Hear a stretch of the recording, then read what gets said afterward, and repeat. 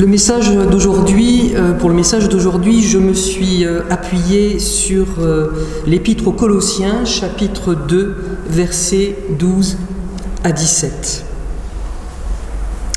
Ayant été ensevelis avec lui par le baptême, vous êtes aussi ressuscités en lui et avec lui, par la foi en la puissance de Dieu, qui l'a ressuscité des morts. Vous qui étiez morts par vos offenses et par l'incirconcision de votre chair, il vous a rendus à la vie avec lui, en nous faisant grâce pour toutes nos offenses. Il a effacé l'acte dont les ordonnances nous condamnaient et qui subsistait contre nous, et il l'a détruit en le clouant à la croix. Il a dépouillé les dominations et les autorités et les a livrées publiquement en spectacle, en triomphant d'elles par la croix. Que personne donc ne vous juge au sujet du manger ou du boire, ou au sujet d'une fête, d'une nouvelle lune ou des sabbats. C'était l'ombre des choses à venir, mais le corps est en Christ. Cette épître aux Colossiens a été écrite par l'apôtre Paul lorsqu'il se trouvait en prison à Rome. C'est pas lui qui a créé la communauté de Colosse, mais il sait qu'elle traverse de grandes difficultés. Alors où se trouve Colosse ? Colosse a été détruite par un tremblement de terre. C'est à mi-chemin entre Izmir et Antalya actuelle, dans la Turquie contemporaine.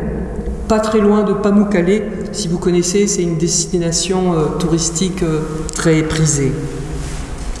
Paul, il a des inquiétudes car cette jeune communauté de Colosse, qu'il n'a donc pas créée, elle est déjà traversée de troubles et de questionnements. Des Juifs qui se disaient docteurs de la foi cherchaient à enseigner à faire d'autres rites. Ces faux docteurs parlaient de pratiquer des exercices de pénitence, des privations, des mortifications. Ne prends pas, ne goûte pas, ne touche pas. On continuait à juger les gens selon leur observance, l'observance de certains rites, ou selon leur respect de certains interdits alimentaires. Paul, il avertit les Colossiens que personne donc ne vous juge au sujet du manger ou du boire ou au sujet d'une fête, d'une nouvelle lune ou des sabbats. Comme si l'essentiel restait encore et toujours dans l'accomplissement de rites, le respect d'interdits, l'observance du paraître, l'observance du faire. Montrer qu'on respecte la religion par le faire. Remarquez, j'ai dit religion. J'ai pas dit foi, amour, abandon à son Seigneur. La religion, c'est une histoire d'homme. Et une religion où les autres vous soupèsent. Et nous-mêmes, on se soupèse. On se met comme dans une prison avec cette liste de choses à faire ou à ne pas faire, ou à faire d'une certaine manière ou dans un certain ordre. Vous savez, très concrètement, quand on se place dans un carcan de règles alimentaires, par exemple, ça devient difficile d'être invité chez quelqu'un qui ne partage pas nos règles alimentaires. J'en parle très librement parce que vous savez que Philippe et moi, nous sommes végétariens. C'est pas une très grande règle alimentaire, mais quand même. Mais quand nous sommes invités à manger chez des amis, nous avons un peu peur de gêner, de mettre nos amis en difficulté. Mais qu'est-ce qu'on va leur faire à manger à ces mangeurs de quinoa ? Mais quand les interdits s'accumulent, ou les prescriptions, dans d'autres spiritualités, ça devient difficile de vivre dans une communauté ouverte qui s'ouvre vers les autres, parce qu'on est gêné dans la communication ou dans le partage avec d'autres personnes qui ne partagent pas justement notre façon de faire. Ça vaut toujours pour aujourd'hui. Et si on ne fait pas tout ça, ces rites, est-ce qu'une catastrophe pourrait arriver ? Parce que ces faux docteurs, ces faux prophètes enseignaient une certaine philosophie. Ils se vantaient aussi d'une connaissance supérieure aux autres. Ils avaient même instauré un culte rendu aux anges, devant lequel ils s'humiliaient. empiétant complètement sur la toute-suffisance de l'œuvre du Christ. Et donc, on finit par perdre l'essentiel. Et tout cela, Paul le rappelle, ce ne sont que des prescriptions humaines du règne terrestre, comme s'il y avait une incompréhension ou une peur de vivre pleinement dans le Christ, c'est-à-dire de vivre libéré, dans une liberté nouvelle, être libre de faire le bien. Paul le redit au verset 15. Il a dépouillé les dominations et les autorités et les a livrées publiquement en spectacle, en triomphant d'elles par la croix. Il était donc indispensable que Paul écrive à la communauté de Colosse et réagisse par une lettre officielle, parce que cette communauté, on va dire avec des mots d'aujourd'hui, elle était en train de partir en vrille. Vous imaginez faire le bien non pas pour avoir quelque chose en retour, pour être sauvé, mais faire le bien parce que nous avons été sauvés, aimés. Nous sommes transformés dans le sens d'une vie plus aimante, plus aidante, dans la reconnaissance et l'amour. C'est un retournement de perspective. Vivre dans un esprit de reconnaissance.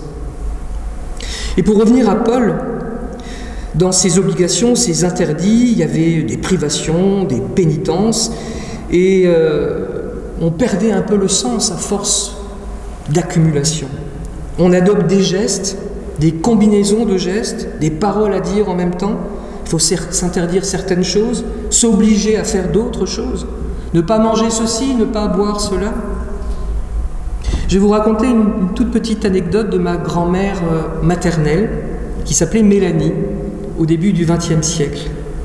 À l'époque, dans les villages alsaciens, je ne vais pas m'avancer davantage, on pouvait à l'époque dans les églises acheter sa place sur un banc ou sur une chaise de prière. Ça rapportait de l'argent à la paroisse, tant mieux. Mais ma grand-mère maternelle, elle n'allait pas à la messe, du tout. Le curé lui avait fait remarquer, « Mélanie, tu as ton nom là, enfin, tu payes ta place. » Et ma grand-mère, qui n'avait pas sa langue dans sa poche, lui a dit, « Je paye ma place, c'est suffisant, non ?» Alors Paul, il relativise ces obligations anciennes qu'on essaye de remettre au goût du jour. Ce n'est que l'ombre des choses, des biens à venir, au verset 17. Il n'y a donc rien de nouveau sous le soleil, encore une fois. L'homme a cette fâcheuse manie de retomber dans les enseignements qui l'éloignent et qui éloignent la toute jeune église chrétienne de Colosse de l'esprit de la croix. L'esprit de la croix, c'est de croire que la folie, elle est sagesse, car elle nous libère de la loi. En tout cas, la loi dans ses abus, dans la multiplication des choses interdites. Cette loi, elle ne fait que condamner. D'ailleurs, elle ne sert qu'à ça. Sinon, bien sûr, la loi est nécessaire.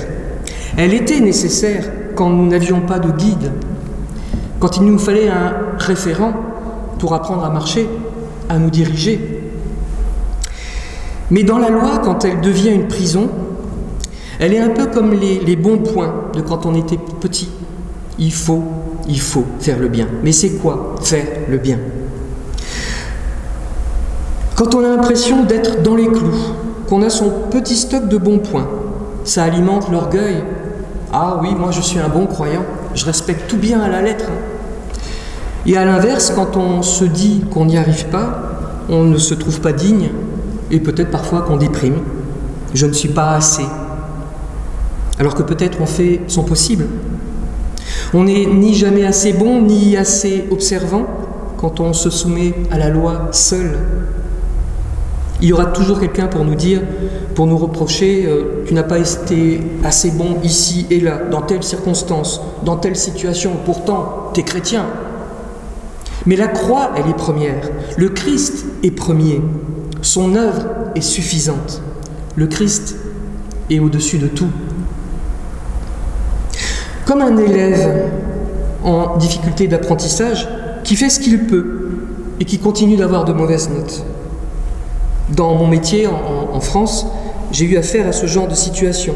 Mais là, on était dans un monde terrestre qui exige qu'on soit bon, qu'on ait de bonnes notes, qu'on soit dans les clous, qu'on soit sage. C'est triste d'ailleurs. Il fallait beaucoup d'imagination pour dire à l'enfant en difficulté « Il y a plein de choses que tu fais bien, continue à les faire bien. Et pour les choses où tu as du mal, continue tes efforts. Tu vas y arriver. Et si tu n'y arrives pas de suite, tu as toute ta vie pour apprendre. » Alors souvent je disais aux enfants « Ne te crois pas dans un 100 mètres des Jeux Olympiques. On démarre en trombe, on jette toutes ses forces, on court au maximum de ses capacités. 100 mètres, c'est court, on est à bout de souffle à la fin, on n'en peut plus. » Je disais à mes élèves « Non, cours comme si tu faisais un marathon. 42 km quand même, 42 km des poussières, j'oublie toujours les poussières. Quand on fait un marathon, on ne démarre pas en trombe. Je disais à mes élèves, tu vas surtout avoir à cœur de tenir le rythme tout du long, parce que 42 km et des poussières, c'est long.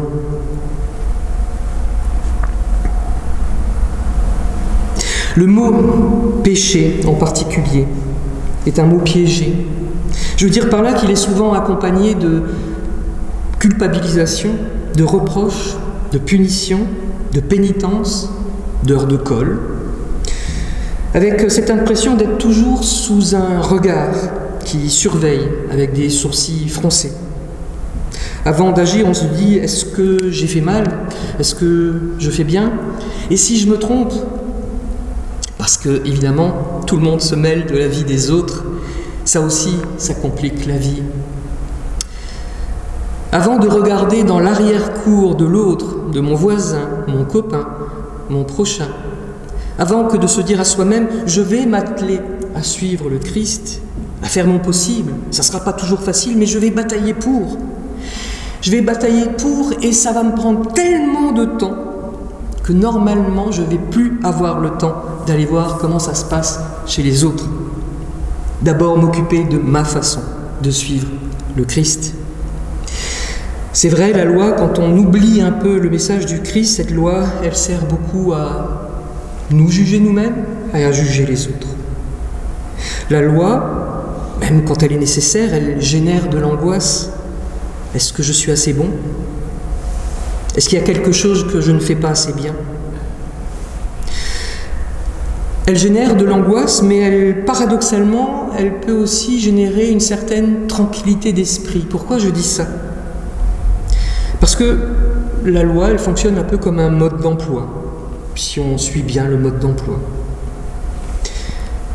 Forcément, ceux qui arrivent ou disent qu'ils ont respecté tout le mode d'emploi, ils sentent bien, ça devient de l'orgueil. Et puis, ceux qui n'y arrivent pas peuvent être déprimés. Alors on laisse tomber, on condamne. Jésus ne les condamne pas. On peut se dire, suivons le mode d'emploi. Mais suivre le mode d'emploi, finalement, c'est pas aussi simple que ça. Forcément, quand je disais la loi, ça peut être aussi une tranquillité d'esprit, parce que c'est comme un mode d'emploi. Un peu comme une notice de montage d'un meuble Ikea. Je pense que ça vous est arrivé aussi. On a tout bien suivi, on y croit, et au bout du compte, il nous reste 4 vis sur les bras, et on se demande si le meuble, il va tenir. Jésus ne condamne pas. Parce que le risque, c'est aussi de se fabriquer son propre mode d'emploi, au cas par cas, selon l'individualité de chacun. C'est un peu ce qui nous arrive en Occident depuis quelques décennies. On parle de déchristianisation ou de recul de la religion. Mais je ne suis pas forcément d'accord avec cette approche. On a plutôt besoin de croire en quelque chose. Alors on se fait sa religion à sa façon. On a besoin d'une spiritualité. On a besoin de se dire qu'il y a quelque chose de plus grand au-dessus de nous, dans les cieux. Il y a une soif spirituelle. C'est comme s'il n'était pas concevable qu'on soit seul, sans aucune raison, dans l'univers. Il y a forcément un projet, une entité supérieure.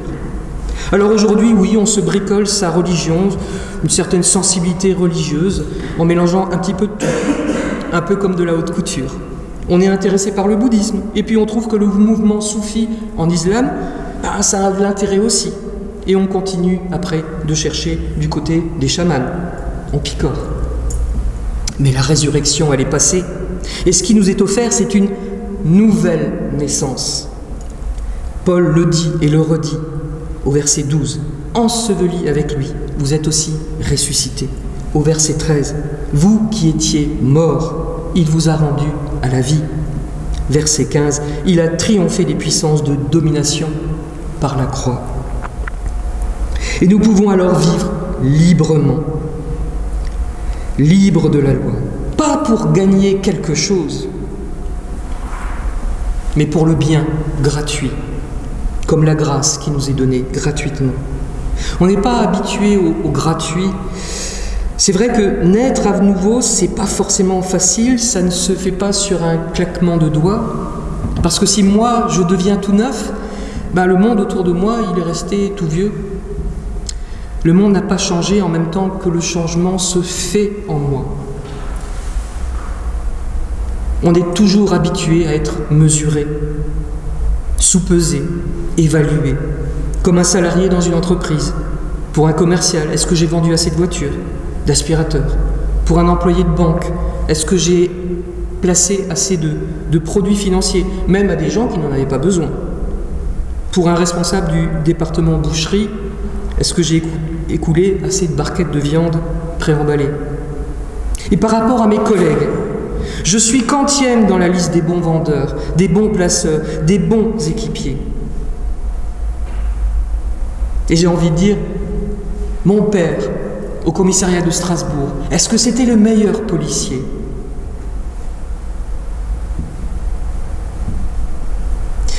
Le Seigneur, avec le Seigneur, il n'y a pas de quantième dans la liste.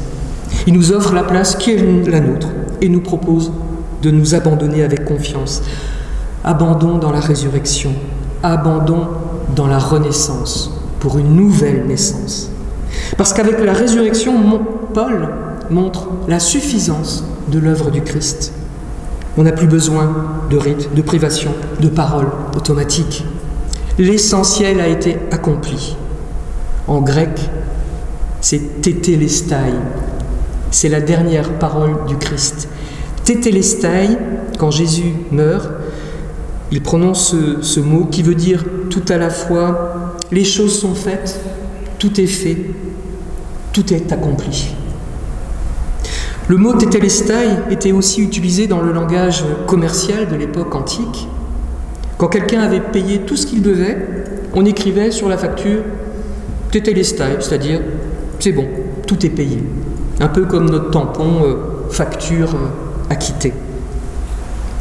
Désormais, nous servons librement, avec joie et dévouement, un Père qui nous aime. Notre relation, c'est plus accusateur, accusé, surveillant, surveillé, mais Père, Fils, Père, Fille. Oui, la mort et la résurrection du Christ nous ont libérés. Nous n'avons plus à vivre dans l'angoisse, dans la culpabilité et la contrainte. Nous pouvons enfin vivre dans la confiance, dans l'acquittement et dans la liberté. On respire mieux d'un coup. Avant, je donnais pour qu'on me donne en retour, pour que je sois sauvé. Avec le ressuscité, on est libéré de cela. Peut-être au final, le vrai gratuit, il ne vient que de notre Seigneur et que nous pouvons juste nous approcher de ce gratuit. Mais c'est déjà très bien. J'ai discuté il y a quelque temps avec des amis à propos de cette gratuité. Ça a été intéressant parce que chacun m'a apporté un peu de son regard nuancé. Je demandais à mes amis, mais qu'est-ce qui est vraiment gratuit, sans retour, qui nous oblige à vraiment de l'humilité? Alors un camarade suisse m'a dit, c'est un peu comme une association à but non lucratif, nos ASBL, tu réinvestis l'énergie positive reçue pour continuer à agir comme tu le fais. Un autre camarade m'a dit, tu sais, il arrive que tu fasses du bien à quelqu'un sans même le savoir. Et il y a quelque temps, j'ai lu une information, mais toute jolie. Ça se passe sur le Ravel d'Ans, près de l'autoroute. Une personne ou des personnes, peut-être, laisse des petits mots d'encouragement ou de sollicitude. Un mot qui n'est destiné à personne en particulier. Là, je pense qu'on s'est vraiment approché très très près du vrai gratuit. La personne qui a mis ces petits mots d'encouragement le long du Ravel d'Ans, elle n'est pas restée cachée dans un buisson pour voir l'effet que ça faisait sur la personne qui prenait le papier, qui découvrait les petits mots gentils. Mais c'est bien une personne précise qui va trouver le papier, sur un banc, le dérouler et lire un message, qui peut-être tombera à point nommé pour elle ce jour-là. Pour être gratuit, il faut un peu d'imagination. Ça tombe bien car nous sommes dans la nouvelle naissance, nous sommes des nouveaux-nés. Accroche-toi, vas-y, ça va aller, voilà, garde confiance. Et je vous invite à chercher aussi autour de vous, dans ce que vous faites, ce qui se rapproche du gratuit, car on n'y arrive jamais vraiment, et c'est pas grave de juste s'en approcher. C'est important de s'en approcher. Le gratuit ne peut venir que du Seigneur, la grâce que le Seigneur nous offre, sans rien demander à attendre en retour, alors que nous n'avons pas toujours été fidèles à son image. En tout cas, en cherchant le vrai gratuit, nous suivons le Christ. Je donne sans retour, sans envie de retour. Je donne entièrement. Amen.